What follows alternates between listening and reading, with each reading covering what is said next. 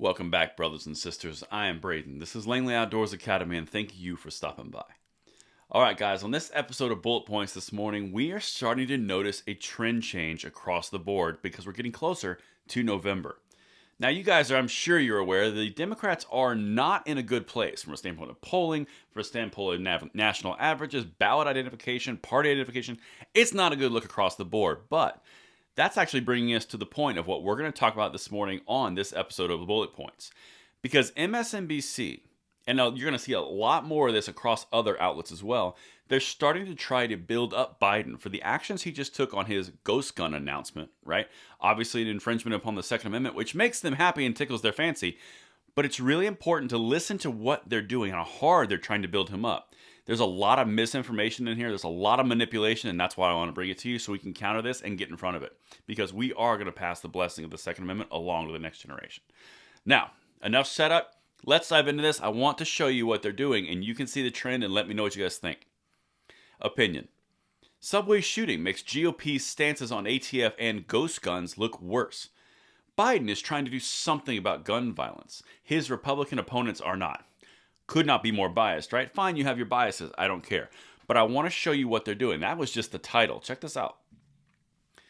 Biden's announcement on ghost guns and his nomination of former U.S. Attorney Steve Dettelbach to be ATF director was commendable. Not necessarily for any monumental impact. Translation, it's not going to do anything.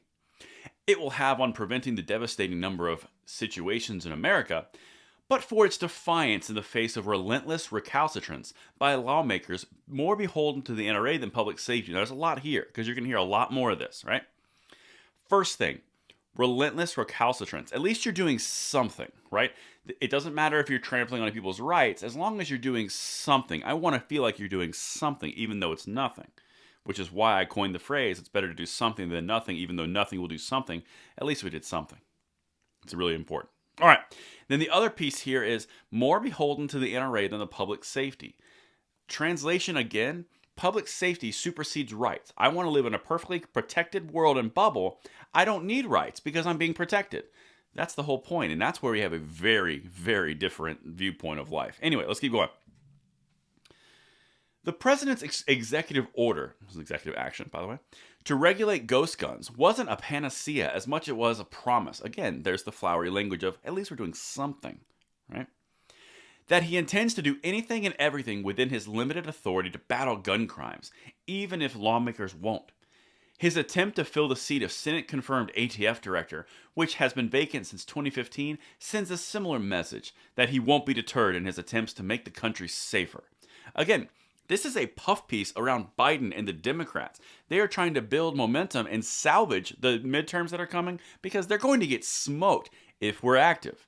They will get smoked. But that's what they're doing here. They're trying to, look how great we're trying to do something, build Biden up and the Democrats up. So therefore, maybe we can help and drag them across the finish line in November because they're scared. All right, let's keep going. This is, get real honest. The new regulations won't stop gun violence. Then what's the point? But they most certainly will help solve crimes involving guns by enabling law enforcement to better track and trace the firearms used in violent crimes. So this is no longer about preventing. This is now about tracing. This is now about a national database. This is now about information and data. Listen to what they use, and they tie this in. That was the setup. The suspect in this week's Brooklyn subway situation was identified, at least in part, because the Glock 9mm pistol found at the scene had a serial number. Again, that wasn't a ghost gun, so why are we conflating ghost gun legislation, or not even legislation, ghost gun rules with serialized Glocks? Those are two different things. You see the switch? Ghost guns, we did something, but there's a serialized weapon, so at least ghost guns could do something. What are you talking about? Let's keep going. Allowing ATF to trace the gun back to the seller and find out who purchased it. Okay, so they're trying to make the case that, see, serial numbers are a great thing because we were able to find out who this person was because of the Glock. Not because the credit card that was dropped on the floor, not because the van and the keys where everything was licensed or signed over to him. None of those things? Yeah, we knew those things in the first hour or two. You knew this information 12 to 14. This was just confirmation. Anyway, that's important to see how they're shifting this. And this last part right here is important because I'm going to do a video on this later. The Hill reported Thursday that Senator Ted Cruz said that he and Senators James Lankford, Mike Braun, and Mike Lee intend to force a vote to invalidate the president's orders against ghost guns. Now, I'm going to issue you caution on this because that is highly unlikely to fully go through all the way to the end. Just saying, I'll do a video on it a little bit later to show you how it works.